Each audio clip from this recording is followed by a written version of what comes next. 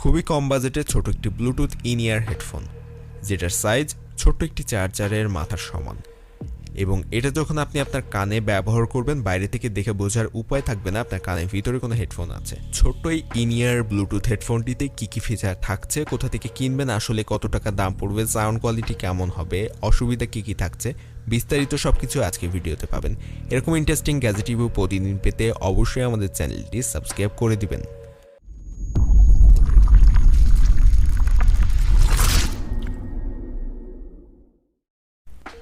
গ্যাজেটটি আমরা হাতে পেয়েছি এবং খুব সহজে এটা আনবক্সিং করে ফেলা যাবে। আনবক্সিংয়ের ব্যাপারে তো তেমন কথা বলার কিছুই নেই, তবে একটা কথা না বললেই নয় যে আপনার যদি কোনো বাজেটই না থাকে একটি ব্লুটুথ হেডফোনের জন্য, তাহলে এই হেডফোনটি আপনার জন্য। একরকম বাজেট নেই বললেই চলে, অর্থাৎ এটা মাত্র 100 টাকাতে আপনি পারচেজ করতে পারবেন খুব সহজে। 100 টাকার এই ব্লুটুথ হেডফোনে কী কী ফিচার থাকছে সেটাই আজকে ভিডিওর মূল বিষয়। এখানে দেখতে পাচ্ছেন কয়েকটি ফিচারের কথা লেখা হয়েছে, এগুলো আপনি বক্সের উপরেই দেখতে পাবেন। এবং মজার বিষয় হচ্ছে ছোট্ট এই ব্লুটুথ হেডফোনটিতে মাইক্রোফোনও কিন্তু বিল্ট ইন আছে, অর্থাৎ এই হেডফোনটি আপনি কানে ব্যবহার করে সরাসরি কথা বলতে পারবেন।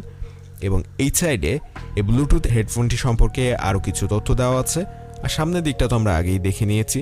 এবং উপর দিয়েই কিন্তু ব্লুটুথ হেডফোনটি দেখা যাচ্ছে, এবং এই সাইডে ব্লুটুথ এবং অন্যান্য যেসব তথ্যগুলো এই হেডফোন সম্পর্কে সেগুলো দেওয়া হয়েছে। এবং ব্যাক সাইডে এটার কানেকশানের যে ব্যাপার স্যাপারগুলো সেগুলো লেখা আছে, এবং একেবারে নিচে এখানে মেড ইন চায়না লেখা। যারা একটু ইউনিক টাইপের গ্যাজেট পছন্দ করেন, এক কথাই বলা যায় গ্যাজেটটি তাদের অনেক পছন্দের হতে যাচ্ছে। যদিও গ্যাজেটের বিল্ড কোয়ালিটি বা ডিজাইনের উপর নির্ভর করে না এটার পারফরমেন্স কেমন হবে, তারপরও এক কথাই বলা যায় গ্যাজেটটির ডিজাইনের দিক থেকে যারা ইউনিক টাইপের গ্যাজেট পছন্দ করেন তাদের অনেক পছন্দের হতে যাচ্ছে। যদিও আমি বক্সের ভিতর থেকে এটা যখন বের করে আনি তখন এটার ভিতরে শুধুমাত্র ব্লুটুথ হেডফোনটি ছাড়া আর কোনো কিছুই ছিল না, এমনকি ইউজার ম্যানুয়াল বা চার্জার বলতে কোনো জিনিস এটার সাথে প্রোভাইড করা হয়নি। যদিও এটা দামের কথা বিবেচনা করে এখানে কোনো আপত্তি থাকার কথা না, তারপরেও একটি চার্জার কেবল দিলে অনেক ভালো হতো। এবং এটা সাউন্ড প্রোভাইডের জায়গা আমি পেয়েছি দুইটি, সামনের দিকে একটি এবং সাইডে একটি। এটা দেখে মনে হতেই পারে যে এটার সাউন্ড কোয়ালিটি হয়তো মোটামুটি ভালো হতে যাচ্ছে। এবং এটা সাইডে একটি বাটন দেওয়া হয়েছে যেটা দিয়ে আপনি এটাকে অপারেট করতে পারবেন, ঠিক তার উপরে দেওয়া হয়েছে মাইক্রোফোন।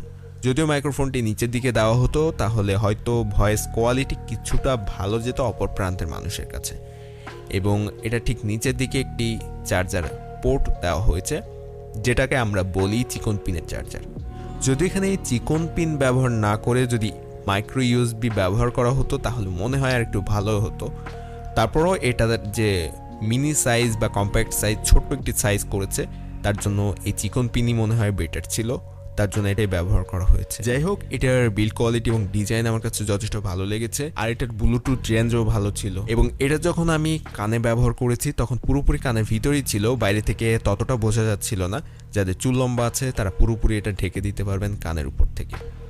তারপর যদি আসা যায় এটার সাউন্ড কোয়ালিটির ক্ষেত্রে, সাউন্ড কোয়ালিটি এভারেজ ছিল, 100 টাকা তুলনায় ঠিকঠাক। তবে যদি দামি কোনো ব্লুটুথ স্পিকারের সাথে আপনি কম্পেয়ার করতে যান সেক্ষেত্রে এটা কোনোভাবেই তুলনা করা যায় না। তারপর আমাকে একটু হ্যাসেল করতে হয়েছিল এটা চার্জার কেবল জোগাড় করতে, তারপর আমি মোটামুটি জোগাড় করে ফেলেছি এটার চার্জার কেবলটি, একটি চিকন পিনের চার্জার। এবং এই চিকন পিনের চার্জারটি জাস্ট নর্মালি এটার চার্জার পোর্টে লাগিয়ে দিয়ে আপনি এটাকে চার্জ করতে পারবেন খুব সহজে। 2 থেকে 3 ঘন্টার মধ্যে এটা ফুল চার্জ হয়ে যায়। যদিও আমার এখানে কারেন্ট না থাকার কারণে আমি চার্জে দিয়ে দেখাতে পারছি না এটা। এবং এখানে যে সুইচটি দেখতে পাচ্ছেন এটা দিয়ে কিন্তু আপনি এটার পাওয়ার অন অফ করতে পারবেন খুব সহজে। চাইলে আপনি এটা ব্যবহার করে কল রিসিভ এবং কল কেটে দেওয়া পর্যন্ত করতে পারবেন। ভিডিও প্লে পজ করার অপশনটিও রাখা হয়েছে এই সুইচের মাধ্যমে। এছাড়া আর তেমন কোনো ফিচার এই বাটনে ছিল না, আমি পাইনি এই বাটন থেকে। চার্জিংয়ের সময় 2টি লাইট আমি খেয়াল করেছি ব্লিঙ্ক করতে, যেটা একটি ছিল রেড এবং অপরটি ব্লু।